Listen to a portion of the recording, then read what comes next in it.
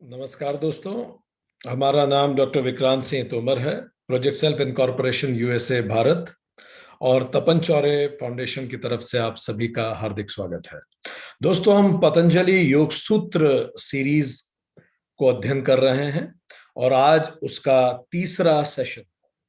पिछले दो सेशन में हमने बात की थी कि योग शब्द के दो अर्थ होते हैं, योग मेलने और युजरे इति समाधि ही। तो पहले अर्थ ये होता है कि मनुष्य या जीवात्मा खुद को ईश्वर से, जीव ईश्वर से एक हो जाए, मिल जाए, इसको भी योग कहते हैं। और दूसरे अर्थ में हमने ये देखा कि हर वो साधना जो हमें समाधि की स्थिति में ले जाए उसे भी योग कहते हैं। ये हमने पहले सेशन में बात की कि योग के दो अर्थ होते हैं, जीव को ईश्वर से मिलाना और दूसरे अर्थ में हर वो साधना जो हमें समाधि की ओर ले जाए। फिर इस समाधि की ओर जाने के लिए या इस योग के स्थापना के लिए बहुत अलग अलग आयाम हमने चर्चा किए, जिसको हमने मंत्र योग, यंत्र योग, हठ योग, नाद योग, राजयोग, अष्टांगिक योग, लय योग, क्रिया योग, इन सभी अलग अलग माध्यम के से कैसे जीव ईश्वर से मिल सकता है, हमने उस पे चर्चा की कि कैसे हम अपने मन को शांत कर सकते हैं। तो दोनों तरह से हमने इन सब चीजों पर चर्चा की थी। आज यहां से हम आगे बात शुरू करेंगे। पतंजलि योग सूत्र में तीसरे अध्याय में आप सभी का स्वागत है। हमने अभी तक बात की कि योग क्या है, भगवान पतंजलि के बारे में भी हमने थोड़ी सी चर्चा की थी। अब आगे की शुरुआत करते हैं।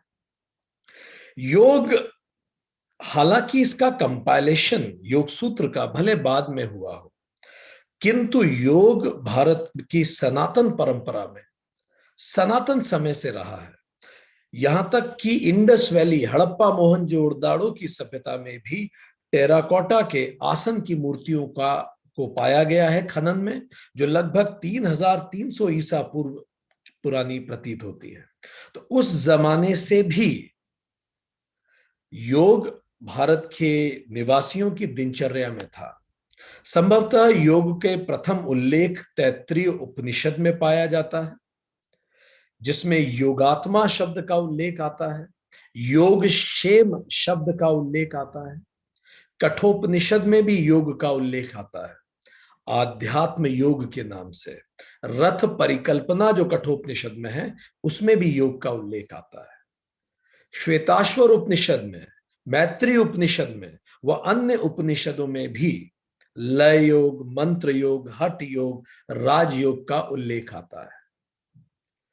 श्रीमद् भगवद गीता में, महाभारत के शांति पर्व में भगवान कृष्ण बड़े विस्तार से इस योग शब्द का इलॉबरेशन भी करते हैं, जिसमें मूल रूप से कर्मयोग, उपासना योग और तीसरा ज्ञान योग पर चर्चा की जाती है। अब यहां से ये योग हुआ। अब अगला शब्द है सूत्रम, पतंजलि योग सूत्रम। पतंजलि भगवान के बारे में हम चर्चा कर चुके हैं, योग के बारे में हमने एक ब्रीफ चर्चा की है और आज हम सूत्रम के बारे में बात करेंगे। सूत्र शब्द मतलब हुआ अफोरिज्म्स, धागा, थ्रेड, उसको सूत्र कहते हैं, जिसमें आप मोतियों को पिरो लें। सूत्र शब्द का अर्थ यह है ऐसा जो बहुत कम में बहुत ज्यादा चीजों को पिरो दे, ऐसा धागा। पद्म पुराण में सूत्र की 6 क्वालिटीज का उल्लेख आता है। किसी भी चीज को, कोई किसी भी इलॉबरेशन को, एफोरिज्म को आप सूत्र कब कहेंगे? जब उसमें 6 क्वालिटीज होंगी। पहला, अल्प अक्षरम। अल्प अक्षरम मतलब कम से कम शब्दों में वो बात कही गई हो। तो जब अभी हम पतंजलि योग सूत्र पढ़ना शुरू करेंगे, आप देखेंगे बिल्कुल न्यून शब्दों में बात की जाएगी, बहुत कम शब्द होंगे। इसीलिए सूत्र के बारे में कहा भी जाता है, सूत्र को पढ़ने में 1 मिनट लगता है, उसी सूत्र को समझने में कई बार 1 साल लगता है और उसको जीवन में अपनाने में पूरा जीवन लग जाता है। अल्प अक्षरम, न्यूनतम शब्दों में। ये बिल्कुल ऐसा होगा E = mc²। उसकी कोई थ्योरी नहीं है, अब आप खुद उसको एलॉबरेट करते रहे। दैट इज कॉल्ड पहला अल्प अक्षरम। दूसरा सूत्र की क्वालिटी होती है असन्निधम। ये बिल्कुल स्पष्ट होता है, बियॉन्ड डाउट्स। जो शब्द वहां होंगे बस वही शब्द वहां हो सकते थे, वो बिल्कुल स्पष्ट होता है, नो डाउट्स। अभी जब हम विस्तार से पढ़ेंगे तो आपको इसकी हर क्वालिटी का रिफ्लेक्शन डिस्कशंस में मिलेगा। तीसरा सारवत। सूत्र वो होता है जो सारवत हो, बड़ा गहन गूढ़ गंभीर बात कह दे कम से कम शब्दों में, बस उसी को सूत्र कहेंगे। सार बता जाए, वो बहुत इलॉबरेशन नहीं। इस मायने में सूत्र भगवत गीता से कठिन प्रतीत होंगे आपको, क्योंकि ये बहुत न्यूनतम शब्दों में, भगवत गीता में तो भगवान कृष्ण इतने दयालु प्रतीत होते हैं कि बहुत बार एक ही बात को समझाने का प्रयास करते हैं मनुष्य मात्र के कल्याण के लिए, पर सूत्र में आपको वो कंपैशन नहीं प्रतीत होगा। वो एक बात बोलेंगे और फिर उस बात को रिपीट नहीं करेंगे। वो उसी समय समझ लिया तो समझ लिया, नहीं तो फिर वो बात छूट भी सकती है। चौथी क्वालिटी विश्वतोमुखम, जो सारे विश्व में लागू हो सके, यूनिवर्सली एप्लीकेबल होता है। न्यूटन्स लॉ ऑफ मोशन सारी दुनिया में एप्लीकेबल होता है, कोई भी देश जगह हो। इट रिफ्लेक्ट्स टू ऑल सब एस्पेक्ट्स ऑफ द सब्जेक्ट, हर जगह लागू होगा। भारत हो, अमेरिका हो, हिंदू हो, मुस्लिम हो, सिख हो, ईसाई हो, जो कुछ हम इसमें पढ़ने वाले हैं ये हर जगह लागू होगा। धर्मों के परे, संप्रदायों के परे ये लागू होगा, वही सूत्र है। पांचवा अस्तोभम, कंटिन्यूअस, एक तारतम्य आपको मिलेगा, विदाउट ग्लोरिफिकेशन, और अतिशोक्ति कहीं नहीं मिलेगी। तारतम्य में सारी बातें मिलेंगी आपको, आप एक लिंक महसूस कर पाएंगे सारी बातों में, इसके बाद ये, इसके बाद ये, इसके बाद ये। अस्तोभम सूत्र। छठी क्वालिटी सूत्र की होती है अनुवद्यम, इसके कोई एक्सेप्शंस नहीं है, फॉल्टलेस है, नो डिफेक्ट्स। जो कहा है बस वही कहना चाहते थे, और इसका कोई एक्सेप्शन नहीं है, इसका कोई, इसमें कोई गलती या कमी नहीं होगी। बहुत विचार करके जो लिखा गया वही सूत्र है। सो ये 6 क्वालिटी सूत्र की होंगी। अल्पक्षरम असन्निधम सारवत विश्वतो मुखम अस्तोभम अनुवद्यम च सूत्रम सूत्रा विदो विदुहु। पद्म पुराण इस बात को कहती है। सो अब हमने जाना सूत्र क्या होते हैं। अब इसके आगे हम इस बात को समझने का प्रयास करेंगे कि किस प्रकार हम इसका पूरा अध्ययन करेंगे। तो जो अध्ययन होगा, ये इसमें चैप्टर्स कौन से हैं, थोड़ा सा अब हम इस पे चर्चा करेंगे। सो पतंजलि योग सूत्र, ये पूरा ग्रंथ जो है, जो शास्त्र है, ये 4 अध्यायों में विभाजित है। अध्याय 1 का शीर्षक है समाधिपाद, अध्याय 2 का शीर्षक है साधनापाद, अध्याय 3 का शीर्षक है विभूतिपाद, और अध्याय 4 का शीर्षक है कैवल्यपाद। अध्याय 1, 2 और 3 योग को समाधि की परिभाषा में परिभाषित करते हैं। हमने पहले कह चुके हैं कि योग की 2 परिभाषा है। एक, योग का अर्थ समाधि भी है, मन को, चित्त को शांत करना योग है, और दूसरा, जीव का ईश्वर से मिलना भी योग है। सो साधन का भी नाम योग है और साध्य का भी नाम योग है। जीव का ईश्वर से मिलना साध्य है और मन को बिल्कुल स्थिर शांत कर पाना साधन है। तो शुरू के तीनों अध्याय केवल साधन पर चर्चा करेंगे, समाधि पर चर्चा करेंगे, और अंतिम अध्याय जो चौथा है वो योग को जीव और ईश्वर के मेल के रूप में परिभाषित करता है, इसलिए उसका नाम कैवल्यपाद है। कैवल्य का मतलब निर्वाण, मोक्ष। अब इन चारों अध्यायों के विषय क्या होंगे? पहला अध्याय जो समाधिपाद है, इसमें हम समाधि के भेद जानेंगे। समाधि कितने प्रकार की होती है, यह बताएगा कि मोक्ष की प्राप्ति का अंतिम द्वार जो समाधि है वो कितने प्रकार की होती है। समाधि का विश्लेषण होगा इसमें टोटल 51 श्लोक होंगे, 5151। दूसरा अध्याय जो है साधना पाद, साधना शब्द से ही स्पष्ट है, उस समाधि तक पहुंचने का साधन क्या है, किस तरह से वहां तक पहुंचेंगे। लक्ष्य पहले ही बता दिया गया है, अंतिम द्वार समाधि पहले अध्याय में ही है। याद कीजिए भगवत गीता शुरू होते ही दूसरे अध्याय में पूरा गीता सार दे दिया।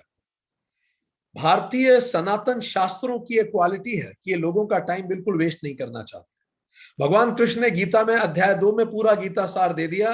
उनके कहने का तात्पर्य यह है अगर किसी को समझ में आ जाए तो यहीं से लौट जाए, बाकी अध्यायों की जरूरत ही नहीं, और ना समझ में आए तो पूरा अध्याय 18 तक पढ़ ले। सिमिलरली समाधि जो अंतिम द्वार है उसको सबसे पहले चैप्टर में रखा गया है, सबसे टफ चीज सबसे पहले। फिर दूसरा अध्याय है साधना, पहुंचेंगे कैसे उस समाधि तक, इसके विषय में योग के बहिरंग पे बात होगी। बहिरंग means external aspects of yoga. क्रिया योग पे बात होगी, क्लेश पे बात होगी, यम नियम आसन प्राणायाम प्रत्याहार इन सब पे चर्चा इसी अध्याय में होती है। दूसरा अध्याय क्रिया योग पे चर्चा होगी, ये सब इसी में चर्चा की जाती है। 55 श्लोक हैं दूसरे अध्याय में। तीसरे अध्याय का नाम है विभूतिपाद।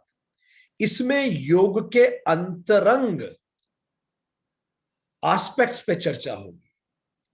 योग से विभूतियां क्या क्या प्राप्त होंगी, मतलब इस साधना को जब आप करते हैं समाधि की तरफ जाने के लिए तो उसके फल क्या क्या होंगे, आप क्या क्या आपके व्यक्तित्व में परिवर्तन आएंगे जब आप इस साधना को करेंगे।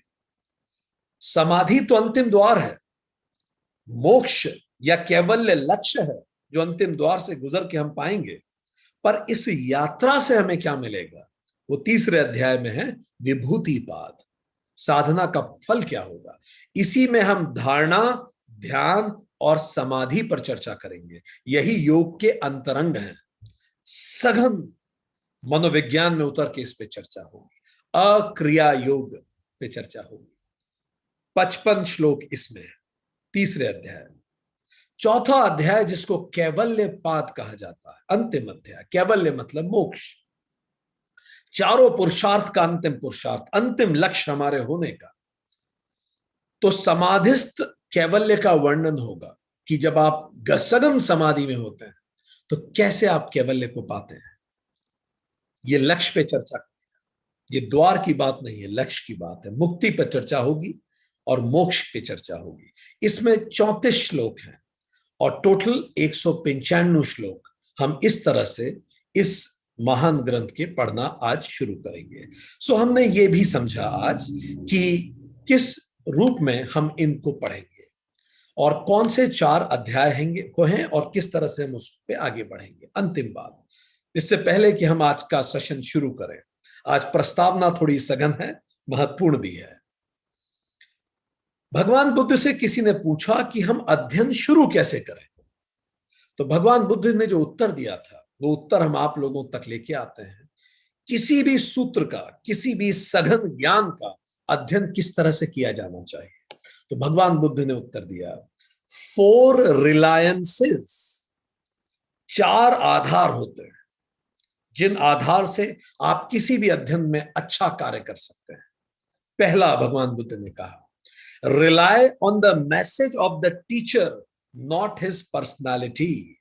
बड़ी महत्वपूर्ण बात, जो भी आपको पढ़ा रहा है टीचर, वो जो ग्रंथ से पढ़ा रहा है उस पर निर्भर होइए, ना कि उन क्वालिटीज को टीचर के व्यक्तित्व में ढूंढने का प्रयास कीजिए। Rely on the message not on the messenger.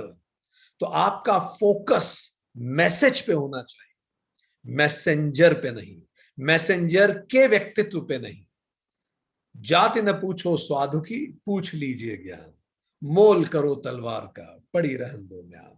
तो भगवान बुद्ध ने बोला है बड़ा महत्वपूर्ण है कि हम ये देखें कि हम उस मैसेज तक पहुंच पा रहे हैं।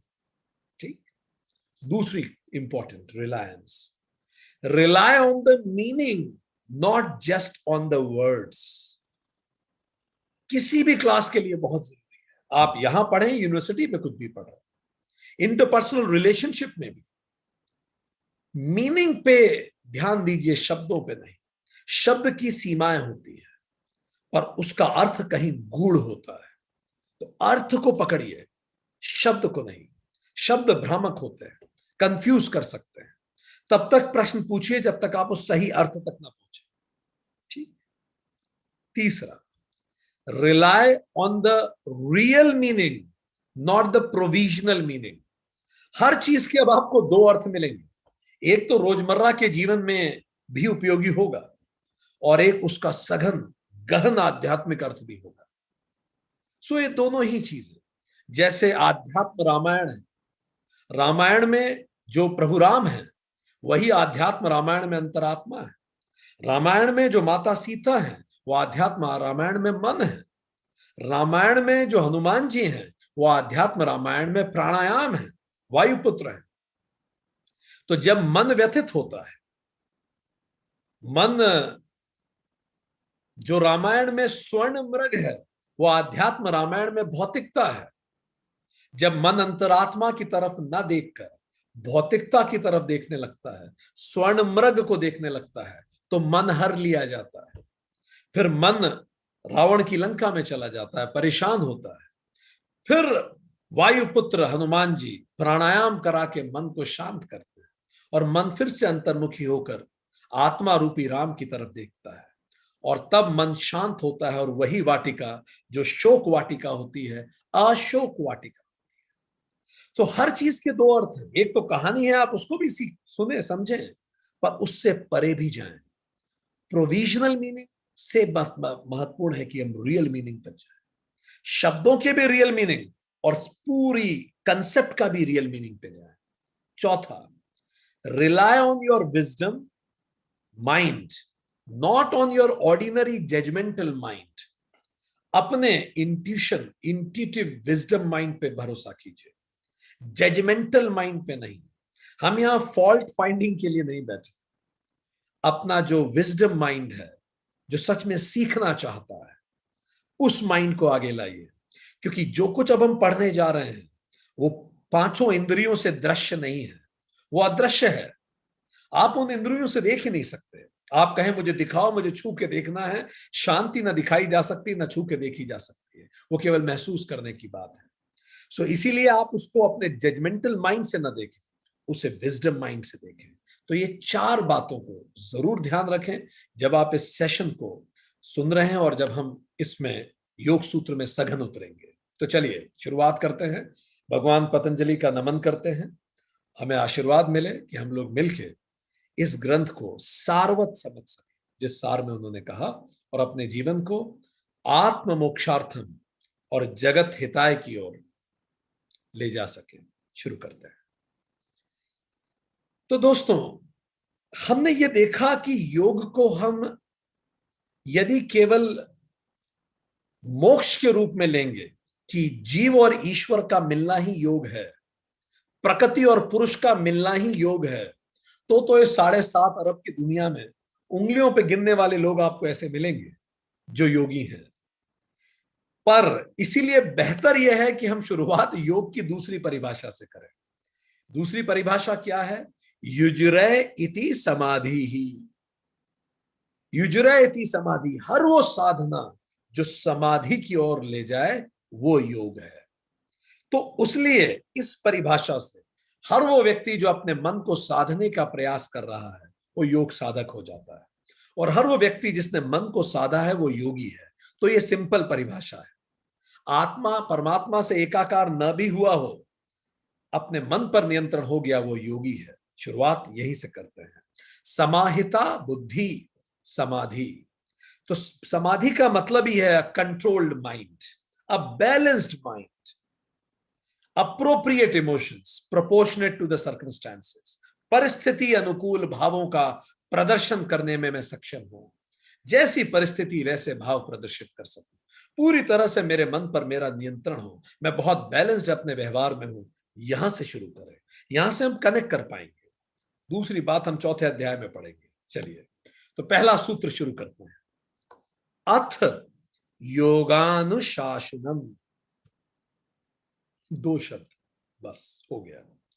अथ योगानुशासन, अर्थ मतलब अब, योगानुशासन योग अनुशासन। अब हम योग विषयक शास्त्र का अध्ययन प्रारंभ करेंगे। यहां अथ जो आगे आया है इसके कई महत्वपूर्ण मायने हैं। सारे सूत्र अथ से ही प्रारंभ होते हैं, कोई भी सूत्र हो अथ से प्रारंभ होगा। ठीक, भक्ति सूत्र, ब्रह्म सूत्र अथ से प्रारंभ, धर्म सूत्र अथ से प्रारंभ होते हैं। क्यों? अथ के दो अर्थ हैं। एक तो होता है मंगलार्थ, इन्वोकेशन। हम उस अपनी दैवीय चेतना को इन्वोकेट करते हैं, इन्वोक करते हैं। हम उस ब्रह्मांड को इन्वोक करते हैं कि हमें प्रेरणा मिले, कि हम इस अध्ययन में सफल हो। तो अर्थ इसीलिए भी कि ये इन्वोकेशन है, ये शगुन है, आप कह लें लोकल भाषा में, इन्वोक कर रहे हैं। दूसरा महत्वपूर्ण अर्थ है अधिकारार्थम, मतलब क्या हम इसको पढ़ने के अधिकारी हैं, इस पे भी विचार करें।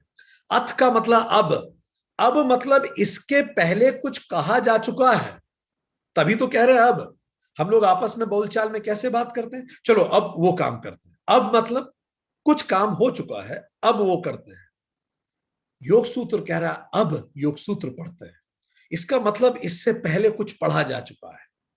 शुरुआत ही इस बात को मान के है कि ये लोग जो क्लासेस अटेंड कर रहे हैं ये वेदांत कहीं ना कहीं पढ़ चुके हैं और भगवत गीता भी पढ़ चुके हैं, और अब ये योग सूत्र पढ़ रहे हैं। ये अज्यूम करके चल रहे हैं पतंजलि महर्षि कि जो लोग अटेंड कर रहे हैं वो लगभग इसके बारे में पढ़ चुके हैं।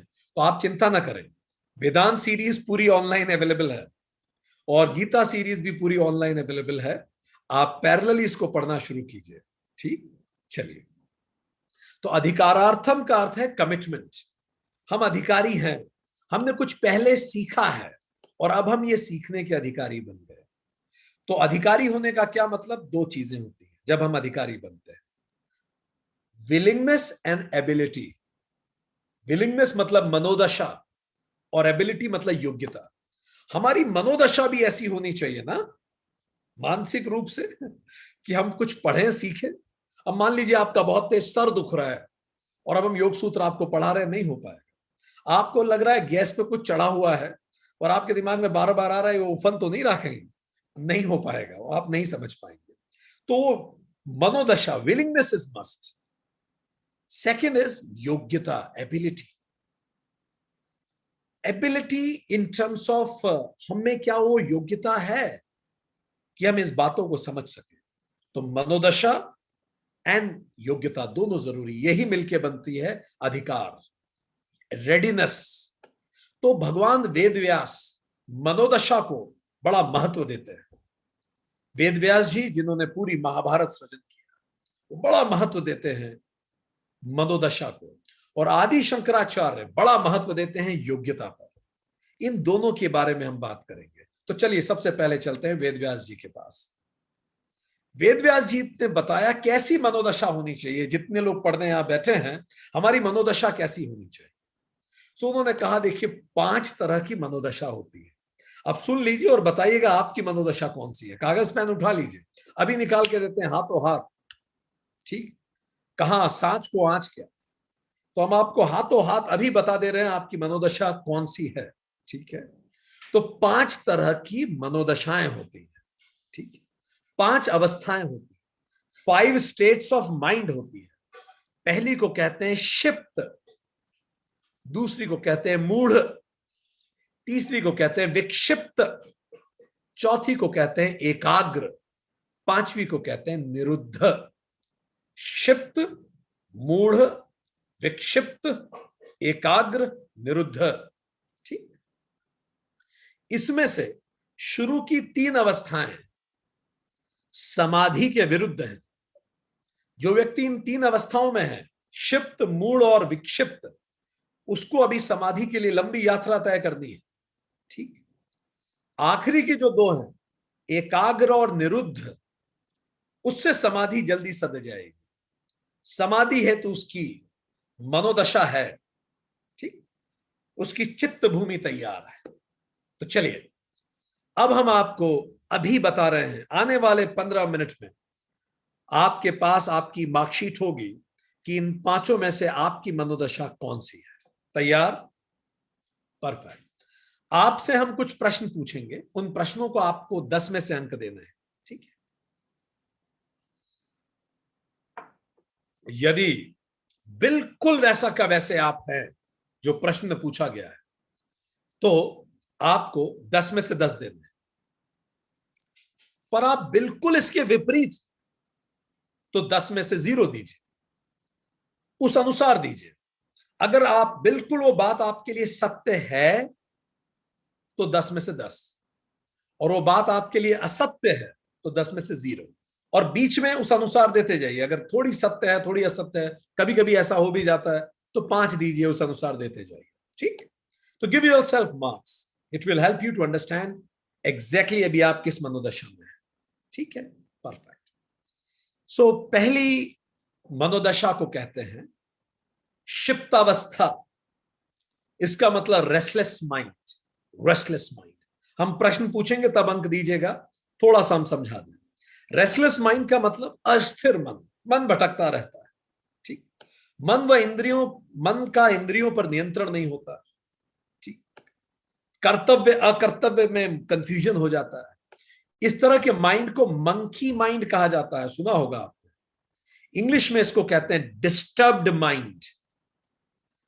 ये रजस प्रेरित माइंड होता है, रजस होता है इसमें बहुत ज्यादा। चलिए प्रश्न को सुनिए। पहला प्रश्न, अंक देना है आपको 10 में से। मेरे मन में अस्थिरता बनी रहती है, अंक दीजिए। मेरे मन में अस्थिरता बनी रहती है। अगर बनी रहती है तो 10 में से 10 दीजिए, नहीं बनी रहती तो उस अनुसार दीजिए। मेरे मन में अस्थिरता बनी रहती है। दूसरा प्रश्न, मन बार बार भटकता है।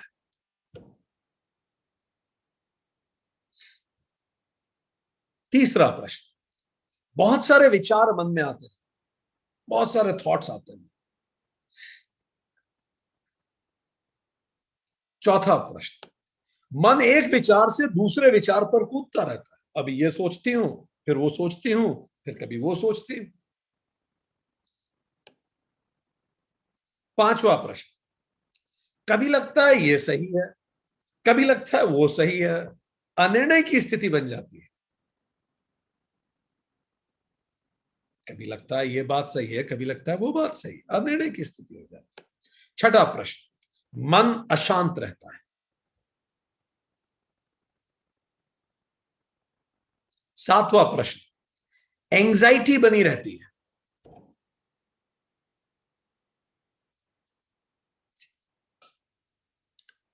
आठवां प्रश्न, मेरा अटेंशन स्पैन बहुत कम है। अटेंशन स्पैन मतलब मैं बहुत समय तक किसी चीज पर, किसी बात पर अटेंशन नहीं दे पाता।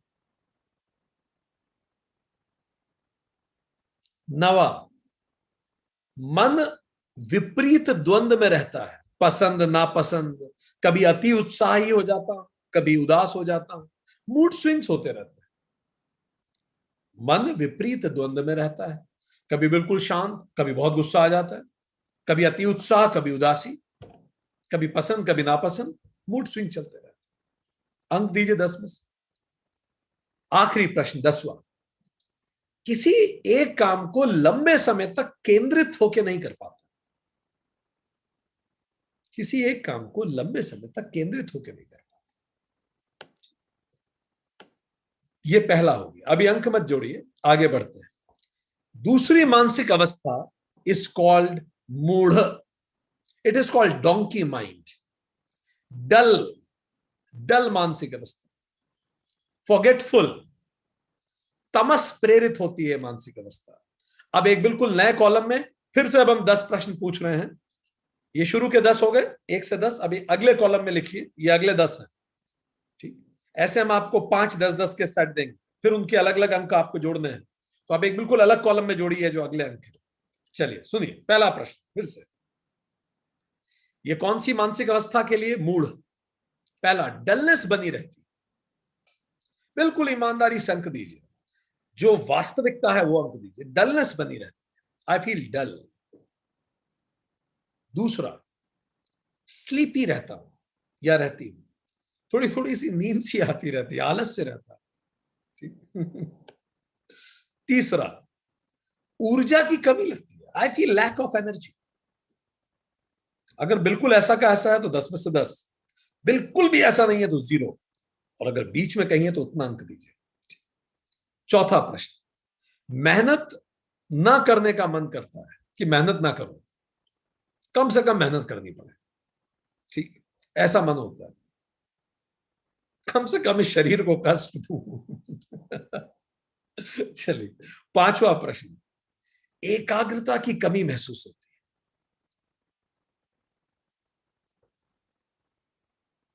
ठीक। छठा प्रश्न, काम टालती रहती हूं अक्सर, आज करे तो कल कर, कल करे तो परसों, इतनी जल्दी क्या है भाई, अभी तो जीना बरसों, ठीक। तो काम टालती रहती हूं, टालता रहता हूं अक्सर।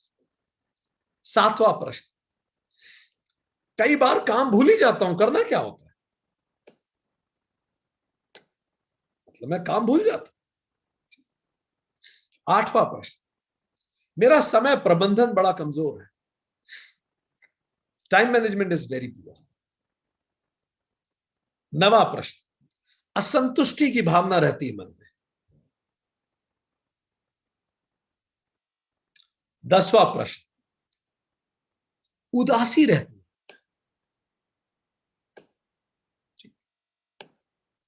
ये तमस के चलते मन मूड हो जाता है, ठीक है, ये तामसिक प्रभाव होता है जिसके व्यक्तित्व में, वहां ये सब होता है।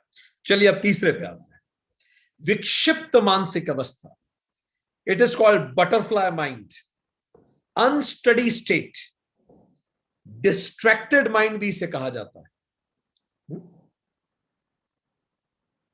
परफेक्ट, चलिए शुरू करते हैं। अब बिल्कुल तीसरा कॉलम लीजिए, फिर प्रश्न सुनिए, 10 में से अंक देते जाइए। मन को कुछ समय तक केंद्रित कर लेता हूं, पर फिर कुछ ना कुछ ट्रिगर होता है और डिस्टर्ब हो जाता है। 10 में से अंक दीजिए। मन को कुछ समय तक फोकस कर लेता हूं, फिर पर कुछ कुछ ट्रिगर कर देता है, कुछ प्रेरक होते हैं, फिर से डिस्टर्बेंस हो जाता है। दूसरा प्रश्न, मन सामान्यतः शांत बना रहता है, किंतु बाहरी और आंतरिक प्रेरकों से अशांत हो जाता है। पहला क्वेश्चन फोकस पे था, दूसरा क्वेश्चन शांति पे है, ठीक। सो मन सामान्यतः शांत बना रहता है, पर फिर कुछ बाहर कुछ होता है, कुछ अंदर से कुछ बातें आती हैं, आंतरिक मतलब मन में कोई बात आ गई, कोई ध्यान में बात आ गई, कोई चीज याद आ गई, कोई थॉट आ गया, तो फिर अशांत हो जाता है। तीसरा, मैं सामान्यतः प्रसन्न रहता हूं, किंतु आंतरिक और बाहरी प्रेरकों से अप्रसन्न हो जाता हूं। मैं वैसे बाय डिफॉल्ट प्रसन्न हूं, कोई मुझे ट्रिगर ना करे अननेसेसरी। चौथा, मैं सामान्यतः स्थिर व स्पष्ट रहता हूं, पर कभी कभी कंफ्यूज हो जाता हूं। मैं सामान्यतः स्थिर और स्पष्ट रहता हूं, पर कभी कभी कंफ्यूज हो जाता हूं। पांचवा प्रश्न, मन कभी सबल तो कभी निर्बल महसूस करता है, अगर ऐसा है तो 10 में से 10, बिल्कुल नहीं होता ऐसा, 0। अगला, मन में चंचलता बनी रहती है, मन थोड़ी देर के लिए किसी विषय में लगता है, फिर हट जाता है।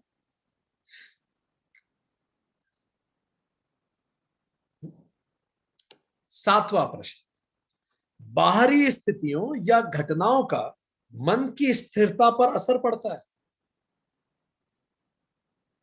मैं अकेला रहूं तो बिल्कुल शांत रहूंगा, पर ये बाहरी स्थितियों से असर पड़ता है मन की स्थिरता पे, क्या करें ना, ठीक। आठवां प्रश्न, आंतरिक विचारों का मन की स्थिरता पर असर पड़ता है। बाहरी स्थिति ना भी हो, मन में कोई विचार आ जाता है एकदम से, आंतरिक कोई विचार आया, कोई पुरानी बात याद आ गई, इस सब से मन की स्थिरता पे असर पड़ता है। कि उसने मुझे ऐसा कहा था, कोई पुरानी बात डिस्टर्ब कर देती। आगे, जब ध्यान लगाता है तो कुछ पल के लिए तो मन लगता है, फिर भंग हो जाता है।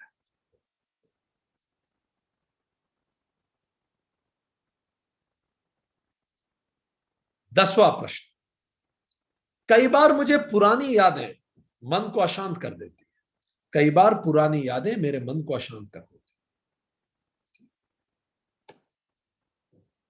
है। ये वो लोग हैं जिनके अंदर सत्व के सूरज का उदय हो रहा है, सत्व का प्रारंभ हो रहा है। क्षिप्त अवस्था राजसिक, मूल अवस्था तामसिक, विक्षिप्त अवस्था सत्व का सूरज प्रकट। इसीलिए ये अक्सर क्षिप्त और मूड में स्विंग होते रहते हैं इस तरह के व्यक्ति। ठीक, यही जो व्यक्ति होते हैं इनको जिज्ञासा होती है, योग जिज्ञासा इनमें बहुत होती है, दैवीय पुरुष बनने की रास्ते पे शुरुआत करते हैं। चलिए अगला प्रश्न, अगला कॉलम लीजिए, चौथा कॉलम, परफेक्ट। एकाग्र और फोकस ट्रेट्स, इसके बारे में प्रश्न हम आपसे पूछते हैं। बहुत ईमानदारी से खुद को अंक देते जाइए, आपको एग्जैक्ट क्लियर पड़ जाएगा। और let me tell you, it is one of the rarest questionnaire on understanding your own existing profile of mind. Mind profiling है यार। पहला प्रश्न, ठीक, ये कॉलम चौथा है आपका, चौथे कॉलम में पहला प्रश्न, मुझे गहन शांति का अनुभव होता है। अंक दीजिए 10 में से। मुझे गहन शांति का अनुभव होता है। दूसरा प्रश्न, मैं किसी विषय पर जब चाहे ध्यान केंद्रित कर सकता हूं, जब चाहे। तीसरा प्रश्न, मैं किसी भी विषय पर जब तक चाहूं ध्यान केंद्रित कर सकता हूं, 1 घंटा 2 घंटा दिन भर, जब तक चाहूं। अगर बिल्कुल ऐसा है तो 10 में से 10 दीजिए, नहीं तो अंक काटते जाइए। चौथा प्रश्न, मेरी मन की एकाग्रता किसी बाहरी व्यक्ति, वस्तु या घटना से कभी प्रभावित नहीं होती। बाहर कुछ हो रहा हो, मेरा मन उससे प्रभावित नहीं होता। पांचवा, मेरे मन की एकाग्रता किसी भी आंतरिक विचार से प्रभावित नहीं।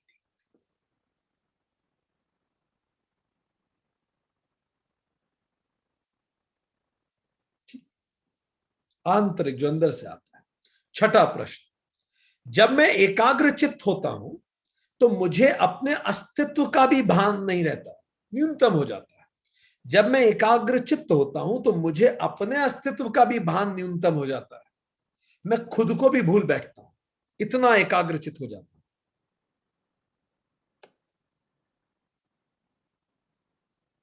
सातवां प्रश्न, मैं एकांत में लंबे समय तक रह सकता हूं, बिना किसी मनोरंजन के संसाधन के, ना मोबाइल, ना न्यूज़पेपर, कुछ नहीं, ना टीवी। मैं एकांत में लंबे समय तक रह सकता हूं बिना किसी मनोरंजन के संसाधन के। अंक दीजिए। सातवां प्रश्न, कोई भी संसाधन नहीं, इवन बुक्स, कोई संसाधन नहीं। ठीक, एकांत मतलब केवल मैं अकेला। आठवां प्रश्न, मैं सजगता पूर्ण रहता हूं, I am always aware, mindful रहता हूं मैं हमेशा, हर पल। कोई भी बात मेरे मुंह से यूं ही नहीं निकल जाएगी,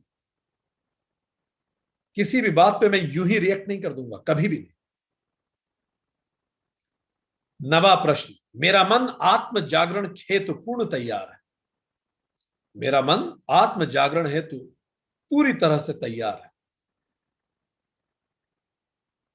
10वां और अंतिम प्रश्न, मैं जब चाहे एक व्यक्ति या वस्तु से ध्यान हटाकर दूसरे व्यक्ति और वस्तु पर केंद्रित कर सकता हूं, जब चाहूं मैं।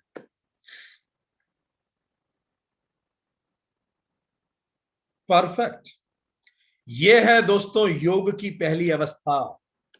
ये जो लोग, जो आपने अंक दिए हैं, ये लोग प्रथम कक्षा के योगी होते हैं। It is called focus state. सत्व प्रगाढ़ होता है। अब सत्व जो उदय हुआ था पहले, ये और प्रगाढ़ हुआ, सघन हुआ, सूरज उग रहा है, ऊपर जा रहा है। वन पॉइंटेड माइंड इसको कहते हैं। लास्ट, निरुद्ध mind, restrained state, fully focused. ठीक, चलिए अंतिम 10 प्रश्नों का उत्तर और आपके पास एग्जैक्टली पता पड़ जाएगा कि आपका मानसिक प्रोफाइलिंग क्या है। पहला प्रश्न, अंक दीजिए 10 में से बहुत ईमानदारी से। फर्स्ट थॉट इज राइट, जो सत्य है वो लिखिए। पहला, मुझे चिर स्थायी निरंतर शांति का अनुभव होता है। 24 घंटे 7 दिन 365 दिन मुझे एक सघन स्थायी निरंतर शांति अंदर महसूस होती है, हर पल हर समय। अंक दीजिए 10 में से। दूसरा, प्रत्येक पल मैं केंद्रित रहता हूं, कंप्लीटली फोकस्ड, एवरी मोमेंट। यदि मैं खा रहा हूं, बात कर रहा हूं, सो रहा हूं, I remain extremely focused every moment. प्रत्येक पल मैं पूरी तरह से केंद्रित रहता हूं, फोकस्ड रहता हूं। ठीक, 10 में से अंक दीजिए। प्रत्येक पल मैं पूरी तरह से फोकस्ड रहता हूं, जो भी मैं कर रहा हूं।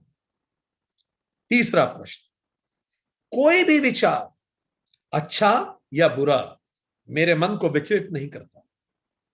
आप मुझे कितनी भी अच्छी बात बता दीजिए, कितनी भी विध्वंसक बात बता दीजिए, मेरा मन विचलित नहीं होता। कोई भी विचार, अच्छा या बुरा, कभी भी मेरे मन को विचलित नहीं करता। चौथा, जीवन की बदलती हुई स्थितियों को मैं सदा समभाव से देखता हूं। जीवन के उतार चढ़ाव आते रहते हैं, मैं उन्हें समभाव से देखता हूं। हर स्थिति में मैं समभाव में रहता हूं, ना कभी बहुत दुखी होता हूं, ना कभी बहुत ज्यादा खुश हो रहा हूं, ऐसा नहीं होता। पांचवा, मेरे अंदर गहरी स्थिरता है और मुझे कभी किसी चीज के लिए एंजाइटी नहीं होती। मेरे अंदर एक सघन स्थिरता है और मुझे कभी किसी भी बात की एंजाइटी नहीं होती, नेवर। क्वेश्चन नंबर 6, लाभ हानि, शेयर मार्केट चढ़े या गिरे, मान अपमान, लोग माला पहनाए या आलोचना करें, जीवन मृत्यु, किसी का जन्म हो या मृत्यु, संबंध विच्छेद, नए रिश्ते बने या पिछले टूटे। ये 5वें कॉलम में लिखना है आपको। यस, नए रिश्ते बने या टूटे, ये मुझे विचलित नहीं करता। ये प्रश्न नंबर 6 है। ठीक, लाभ हानि, मान अपमान, जीवन मृत्यु, संबंध विच्छेद मुझे विचलित नहीं करता। 7वां प्रश्न, मैं अहंकार शून्य हूं।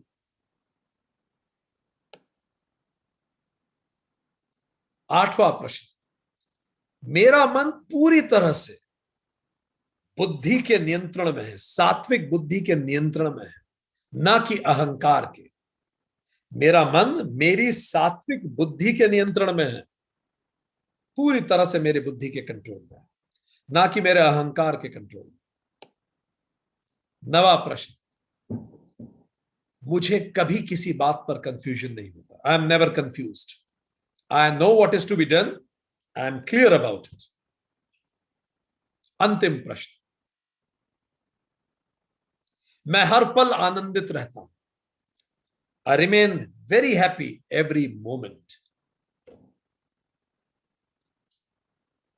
दे दिया आपने अंक, बधाई हो, आपने एक बड़ा काम किया है। सेल्फ एनालिसिस बहुत जरूरी है इस साधना में उतरने से पहले। ये योग की अंतिम अवस्था है, यहां हमें पहुंचना है। अभी जो आपने 10 अंक, 10 प्रश्न अंतिम में जो दिए 5वें कॉलम में, ये बड़ा महत्वपूर्ण है। सो आखिरी की जो एकाग्र और जो निरुद्ध स्टेट ऑफ माइंड है, वो समाधि के लिए चित्त भूमि तैयार करती है। शुरू की 3 समाधि के विरुद्ध है, उसको हमें सेटल करना पड़ेगा। ठीक, अब अंक को आप करेंगे कैसे कैलकुलेट, वो हम आपको बताने जा रहे हैं। 10 क्वेश्चन हो गए, 5वें कॉलम में भी 10 क्वेश्चन हो गए हैं। ठीक, चलिए। सो नाउ हम आपको मेथड बता रहे हैं कि किस तरह से आप इसको कैलकुलेट करें। ठीक, please listen to the method careful. So आप क्या करें, ये जो आपने 10-10 अंक दिए हैं पांचों कॉलम में, तो अब हर कॉलम में आपके पास 100 में से अंक आएंगे। हर कॉलम में 100 में से अंक हैं, इन सबको जोड़ लीजिए आप। हर कॉलम के अपने अपने अंक आ गए। मान लीजिए पहले कॉलम में 100 में से आपको अंक आया 50, दूसरे कॉलम में 30 आया, तीसरे कॉलम में 100 में से आया 70, जो भी आपके आए, ये अलग अलग अंक आ गए आपके। इन अंक को हम नाम देंगे ए बी सी डी ई। ये अंक आ गए आपके, अलग अलग कॉलम के अंक, total A B C D. अब ए बी सी डी ई को जोड़ लीजिए, जो आपके टोटल अंक आए इन सबको जोड़ लीजिए। इनको जब आप जोड़ेंगे इसको आप कहेंगे एक्स, ठीक है। तो मान लीजिए कॉलम 1 में आए आपके 10 अंक, कॉलम 2 में भी आए 20, 3 में आए 30, 4 में आए 40, 5 में आए 50। तो कितना हो गया? 10, 20, 30 और 30 60 और 40 100 और 50 150। तो टोटल अंक हो गए आपके 150, पांचों को जोड़ के, ठीक। अब आप ये 150 को हम क्या कहेंगे? एक्स, और इंडिविजुअल टोटल को क्या कहेंगे? ए बी सी डी ई।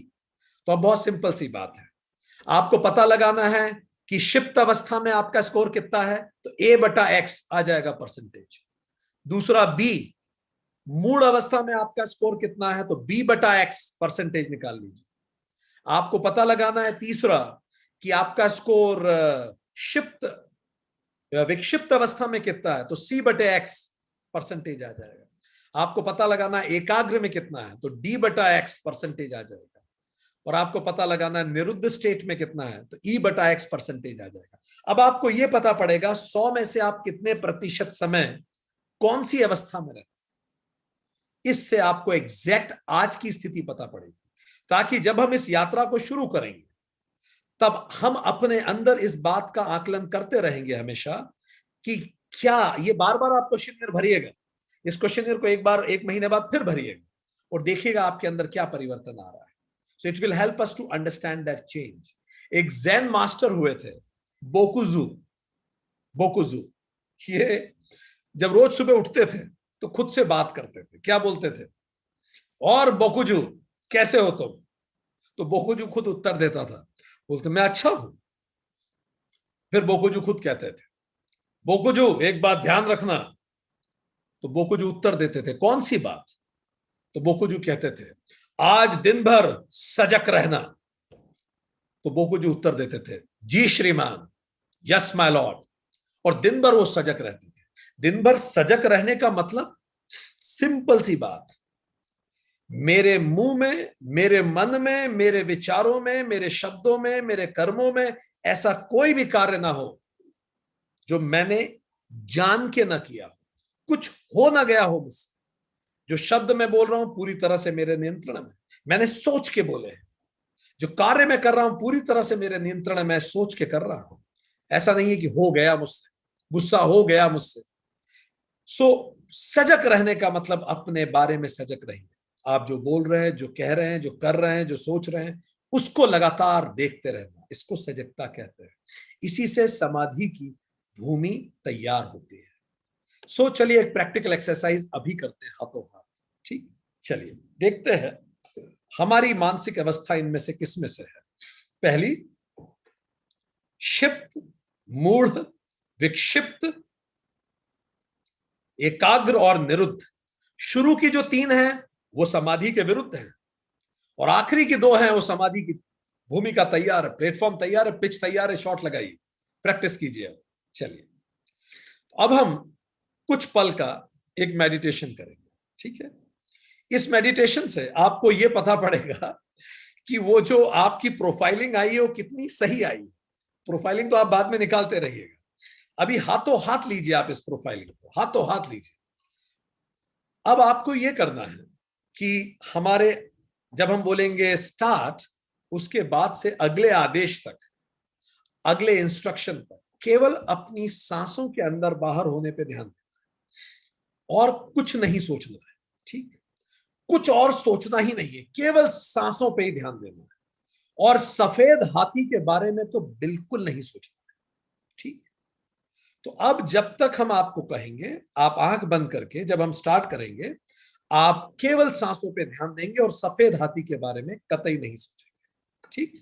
चलिए जब हम बोलेंगे बिल्कुल मुद्रा में आइए आसन की, जिसमें आप कंफर्टेबल हो। एक गहरी सांस अंदर लीजिए, breathe out, breathe in, breathe out, breathe in, breathe out. और अब पूरी तरह से अपनी सांसों में उतर जाए, केवल सांसों पे ध्यान दीजिए और सफेद हाथी के बारे में कतई मत सोचिए।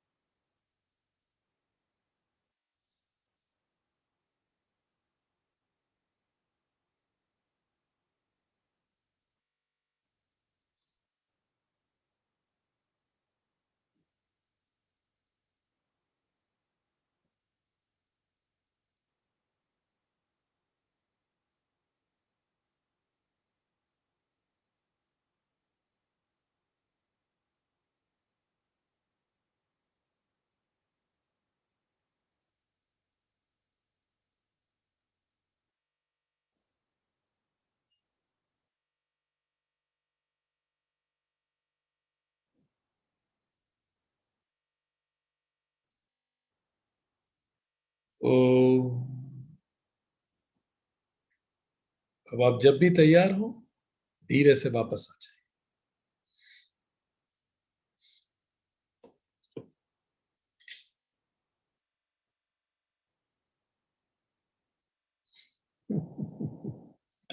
अब ये बताइए, हमने 1 मिनट,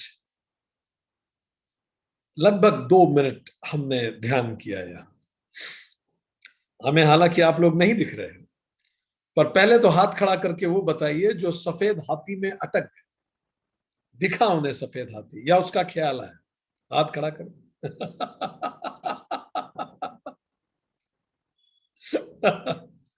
ठीक है, परफेक्ट। कई लोगों की सांसों के साथ सफेद हाथी भी ट्रेवल कर रहा होगा, ऐसा भी संभव है। कई लोग बचने का प्रयास भी कर रहे होंगे उस सफेद हाथी का, पर आ जा रहा होगा इधर उधर से। ठीक, ये कुछ लोग हैं। कुछ लोगों के साथ ये भी संभव हो सकता है कि सांसों के साथ मन में और कुछ विचार भी आने लगे, और कुछ विचार भी आए सांसों के अतिरिक्त। वो लोग अब हाथ खड़ा करें, सांसों के अतिरिक्त कुछ और विचार आए।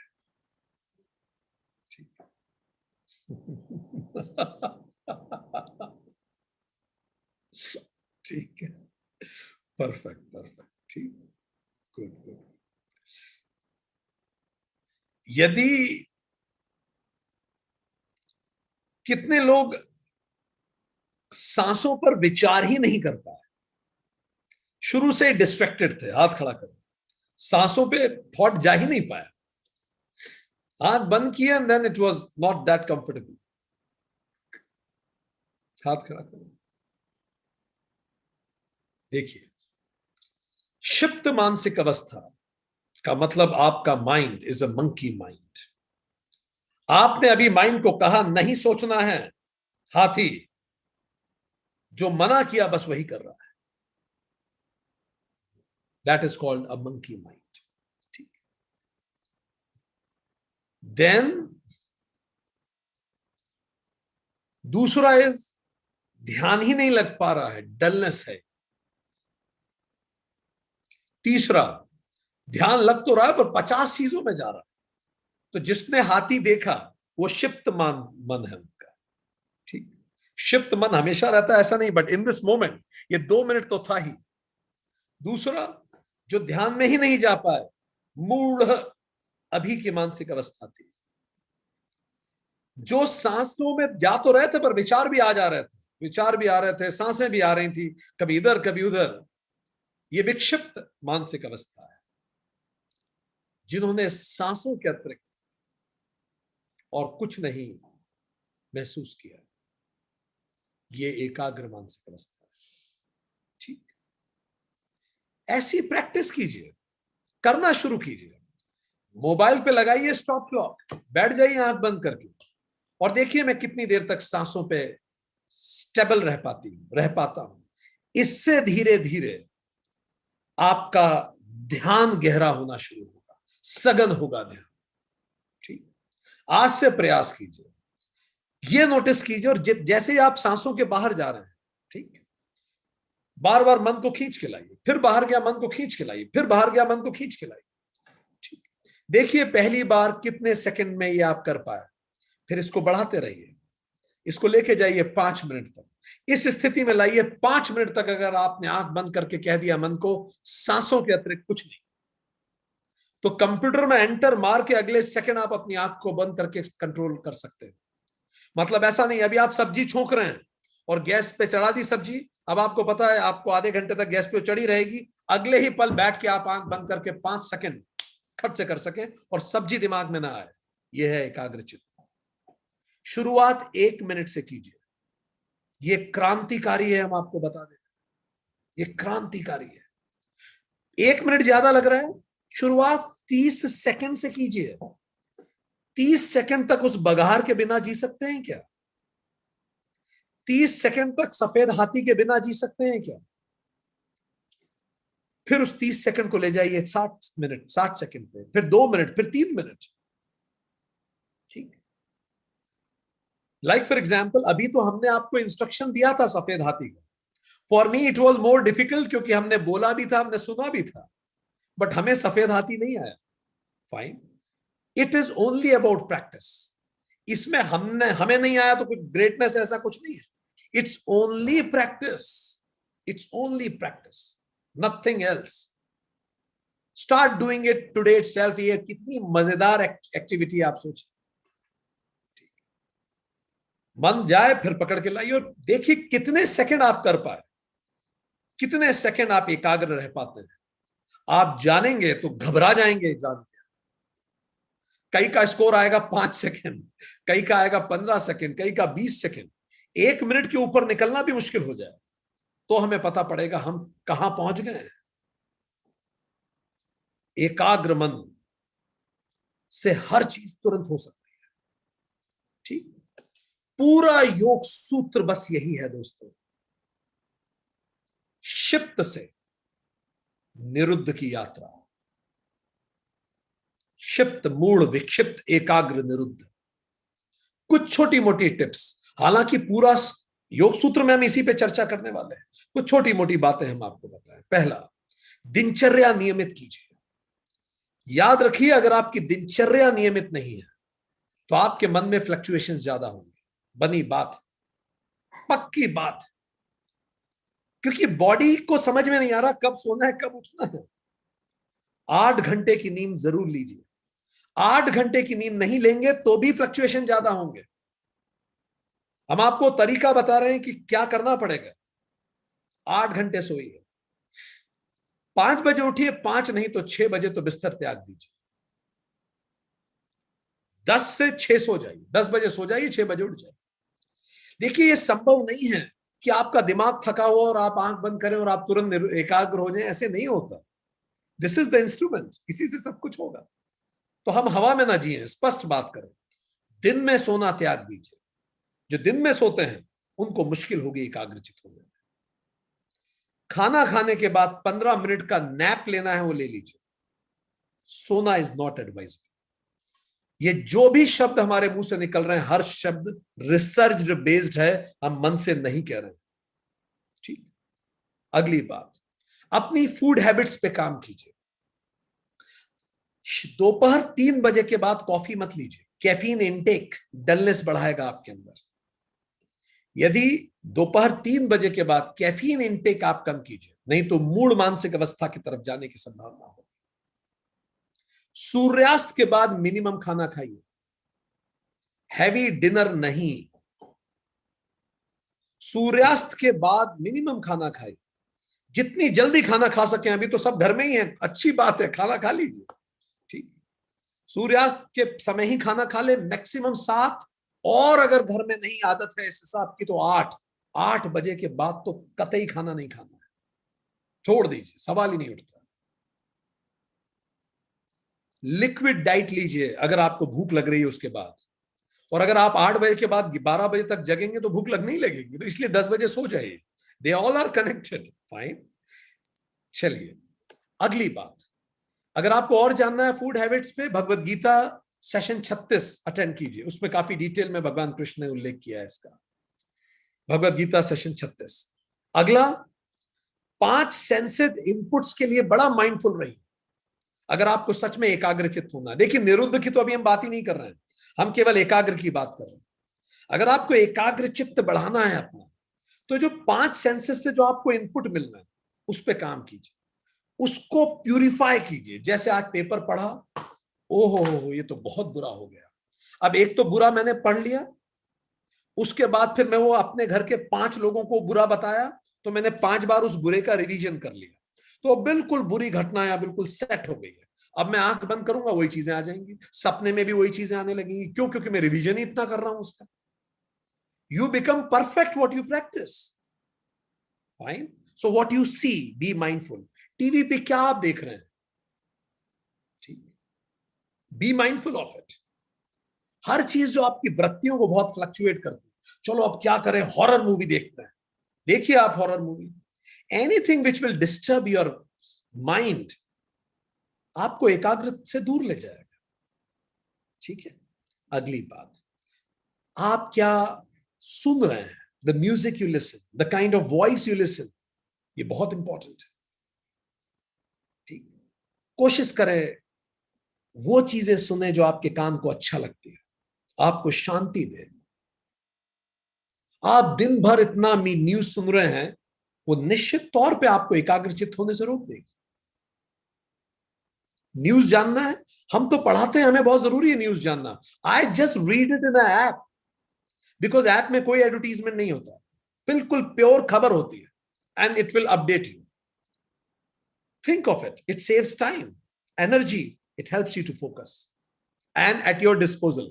आप डिसाइड करोगे कब आपको पढ़ना है, ना कि न्यूज चैनल वाले। Another thing, what you speak, be mindful. Self talk हमेशा पॉजिटिव होना चाहिए।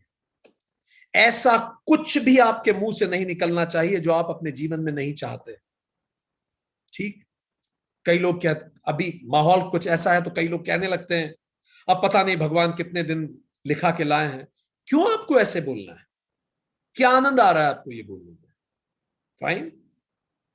सो वो बोलिए जो आपके जीवन में आप चाहते हैं हो। It impacts your psyche, fine. So no negative self talk, don't speak anything what you don't want to happen in your life, period, ठीक। अगला, रोज 40 मिनट मेडिटेशन के लिए निकालिए, 40 मिनट कीजिए मेडिटेशन, ठीक। वैसे भी अभी आप घर पे ही हैं तो उपयोग करें इस समय, ठीक। अगला, जब आप मेडिटेशन में बैठे तो क्या करें। आप में से कई कह सकते हैं सर सिर दुखने लगता है मेडिटेशन, बिल्कुल ठीक है, क्या करें हम आपको बता रहे हैं। बैठ जाइए कुर्सी लगा के, बड़ा सिंपल तरीका आपको बता रहे हैं, एंड आंख बंद कीजिए, and just start observing the thoughts. चलिए सांसें नहीं देख पा रहे ना, थॉट्स देखिए, बड़ा मजे आएगा। आप ऐसे कुर्सी लगा के बैठिए और ये कहिए अपने मन को, चलो भाई बताओ क्या पिक्चर दिखानी है तुम्हें, क्योंकि मन तो पिक्चर दिखाएगा ही, तो आप खुद ही बोलो मैं देखने ही आया हूं आज, चलो दिखाओ। अब जैसे ही आपने मन को ये कहा कि चलो दिखाओ, आप देखोगे वो दिखाने में हेजिटेट करेगा, कोई पिक्चर ही नहीं आएगी। तो आप कहो दिखाओ ना यार, जल्दी लाओ कोई थॉट। आप जल्दबाजी करोगे तो थॉट आने मुश्किल हो जाएंगे। आप करके देखिए, मन बड़ा डरता है। जहां आपने कह दिया कि हाँ भाई चलो दिखाओ, अब वो थोड़ा संकुचित हो जाएगा। ठीक, फिर धीरे धीरे पहले विचार आया। तो बस आपको यह ध्यान रखना है, आप कुर्सी पे बैठ के उस विचार को देख रहे हैं, बह नहीं जाना है उस विचार के साथ। हम ये कह ही नहीं रहे आप अपने विचारों को रोकिए, बिल्कुल मत रोकिए। हम ये कह रहे हैं कि देखिए उन्हें, जैसे पिक्चर देखते हैं, वो सरल है ना, बह मत जाइए उसके साथ। तो ये विचार आया, उसको देखिए, ऐसे ऐसे करते रहिए। जैसे वो वाइवा नहीं होता था 10th में, एक्सटर्नल आता था, अच्छा अच्छा हाँ ऐसा है, चलो अब दूसरा लाओ, फिर अब दूसरे विचार को देखिए, तीसरे विचार को देखिए। इस तरह से इससे आपके अंदर एक साक्षी भाव पैदा होगा।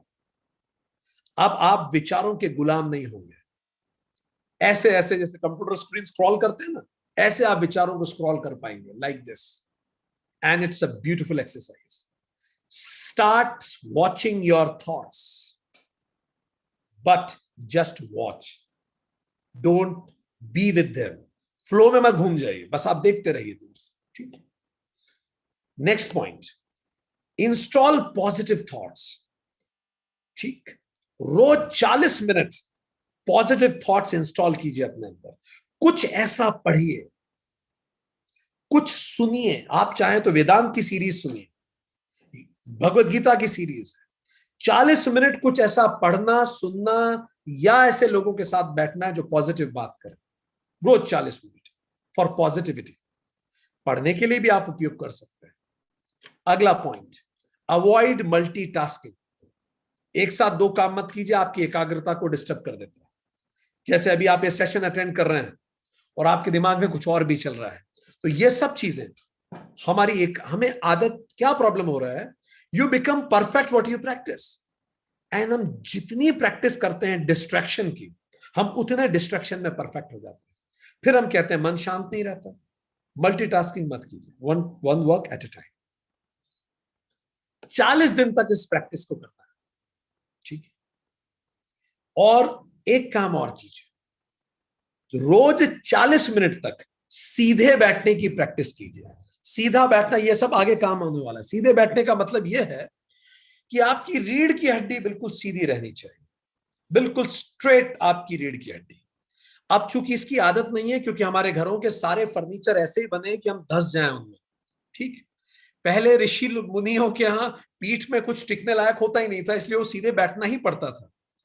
ये सब चीजें आपको आपकी आगे की साधना में बड़ी मदद करेंगी। अभी हम बता रहे हैं क्या होगा जब आप थोड़ी देर सीधे बैठेंगे, तो धीरे धीरे फिर से ये ऐसे हो जाएंगे। सो आप क्या कीजिए, एक तकिया लीजिए, तकिए का जो कॉर्नर है उसको रीढ़ की हड्डी के बिल्कुल नीचे लगा लीजिए, तो आप स्वतः सीधे हो जाएंगे। करके देखिए। एक कुशन लीजिए, कुशन को बिल्कुल आपके हिप जॉइंट पे, जहां आपकी रीढ़ की हड्डी, जहां आपका रीढ़ की हड्डी खत्म होती है, बिल्कुल उस जगह ऐसे ट्रायंगल में लगाइए, बिल्कुल ऐसा ट्रायंगल आपके हिप जॉइंट में। तब आप देखेंगे कि आप सीधा हो पाएंगे। ठीक है, दूसरा, जैसे हनुमान जी बैठते थे उस आसन में बैठे तो भी ठीक है, दोनों पैरों को फोल्ड करके स्ट्रेट बैठे, ठीक, तो भी आप देखेंगे कि आपकी रीढ़ की हड्डी सीधी रहेगी। तो दिन में 40 मिनट रीढ़ की हड्डी सीधी करने की प्रैक्टिस करें। ये सारे काम के लिए आपको अलग से समय नहीं निकालना है। ठीक, हम आपको वो भी बताएंगे। तो बस आप इसको क्या कीजिए, रीढ़ की हड्डी सीधी कीजिए। ठीक, दिन में 40 मिनट ऐसा काम कीजिए जिसमें आपको फ्लो महसूस होता है, which you love doing the most. जैसे गार्डनिंग, जैसे रीडिंग, जैसे सिंगिंग, जैसे म्यूजिक, जैसे ड्राइंग, जैसे वॉटेवर। अगर आपको पढ़ने में मजा आता है, 40 मिनट रोज ऐसा काम करना जरूरी है जिसमें आपको मजा आता है। ये सारे काम एकाग्रता को बढ़ाने में मदद करते हैं। So let me tell you, हमने क्या फॉर्मूला बताया, 40-40-40-40। 40 दिन तक क्या करना है, 40 मिनट की साधना।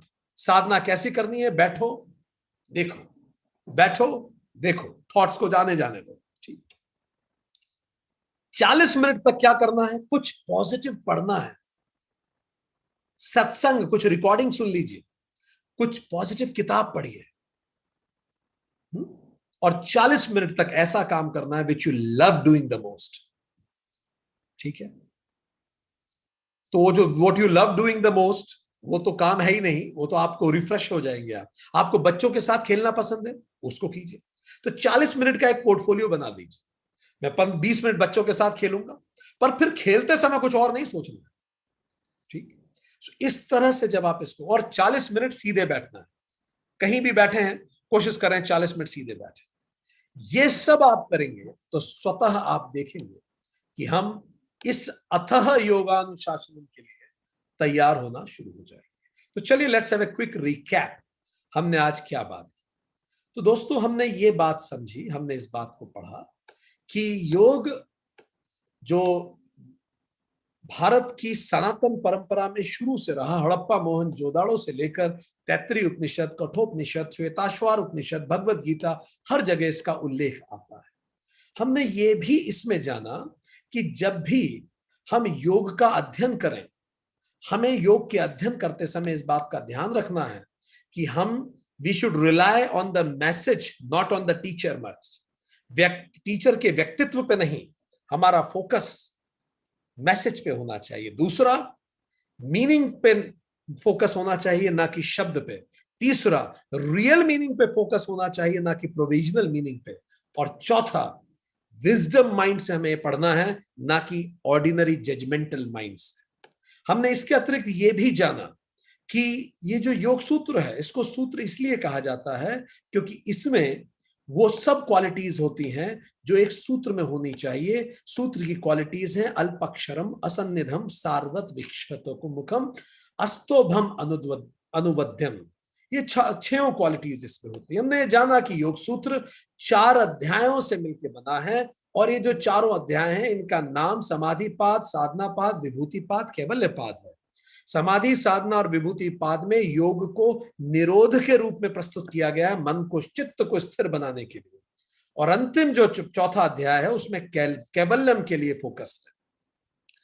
और जो शुरू के 3 अध्याय हैं उसमें समाधि के भेद पे चर्चा हुई है, योग के बहिरंगों पर, योग के अंतरंगों पर चर्चा हुई है, योग का अंतिम द्वार समाधि पे चर्चा हुई है, उसके साधना पर चर्चा हुई, और साधना के फल क्या होंगे उस पर चर्चा होगी। अंतिम जो चौथा अध्याय है उसमें मोक्ष और लक्ष्य पे चर्चा होती है। पहले अध्याय में 51, दूसरे में 55, तीसरे में 55 और चौथे में 34, ऐसे 195 टोटल इसमें श्लोक हैं। फिर हमने ये बात की कि किस तरह से हम जब इस अध्ययन को शुरू करते हैं तो हमने देखा कि पहला जो डेफिनेशन है योग की, वो डेफिनेशन के अनुसार तो बहुत कम लोग ही योगी हैं जो जीव और ईश्वर एक हो गया है, जो ब्रह्मलीन हो गए बहुत कम है। पर जो साधक हैं उस परिभाषा से अगर हम शुरू करें कि किसी भी स्थिति में वो साधना जो हमें समाधि की तरफ ले जाए, इस दूसरी परिभाषा से हम शुरू करेंगे, उसी को कहते हैं अथ योगानुशासनम। तो अथ का मतलब मंगलार्थ होता है और अधिकारार्थ होता है। मंगलार्थ मतलब इन्वोकेट करना अपने हायर सेल्फ को, अधिकारार्थ का मतलब मनोदशा और योग्यता होना। मनोदशा, महर्षि वेदव्यास ने कहा कि 5 तरह की मनोदशा होती है, क्षिप्त, गुण, विक्षिप्त, एकाग्र और निरुद्ध। क्षिप्त का मतलब मंकी माइंड या रजस प्रेरित होता है, रेस्टलेस माइंड होता है। और गूढ़ का मतलब होता है ये माइंड, डोंकी माइंड, जो तामसिक माइंड होता है। और तीसरा इज विक्षिप्त mind, that is a butterfly mind, और ये सत्व का प्रारंभ होता है, डिस्ट्रक्टेड माइंड होता है, अनस्टडी माइंड होता है, इट कीप्स ऑन फ्लक्चुएटिंग। यहीं से शुरुआत होती है योग जिज्ञासा की, और इस तरह के पुरुष दैवीय पुरुष बनने के रास्ते पे अग्रसर होते हैं। चौथा हमने बात की एकाग्र, that is focused, single pointed, यहां सत्व प्रगाढ़ होता है, और अंतिम इज निरुद्ध, जहां सत्व स्थापित होता है। और अंत में हमने इस पे भी चर्चा की कि हम इसको कैसे स्थापित कर सकते हैं। हमने क्वेश्चनियर से समझा, नियमित दिनचर्या रखें, फूड हैबिट्स पे काम करें, 8 घंटे सोएं, 6 बजे उठें, 10 बजे सो जाएं, दिन में ना सोएं, 10 मिनट का नैप लें, 3 बजे के बाद कॉफी ना पिए, सूर्यास्त के बाद खाना ना खाएं, 5 सेंसेस के बारे में ज्यादा फोकस्ड रहें, अच्छा इनपुट्स लें, नेगेटिव सेल्फ टॉक ना करें, ऐसा कुछ ना बोलें जो हम जीवन में नहीं चाहते। डेली 40 मिनट सेल्फ टॉक करें, मेडिटेट करें, सेल्फ टॉक में ऑब्जर्व करें, खुद को, थॉट्स को ऑब्जर्व करें, साक्षी होकर देखना शुरू करें, इंस्टॉल करें 40 मिनट पॉजिटिव थॉट्स को सत्संग से या कुछ भी किताबों से। Do something positive, multitasking avoid कीजिए, 40 दिन की प्रैक्टिस कीजिए, स्ट्रेट बैठिए, पिलो, स्पाइनल कॉर्ड के नीचे पिलो लगाइए, 40 मिनट तक तक फ्लो में मेंटेन रहिए। तो 40 दिन के लिए 40 मिनट की साधना, 40 मिनट फ्लो, 40 मिनट स्ट्रेट बैठना और 40 मिनट का सत्संग। आज के लिए इतना ही। Thank you.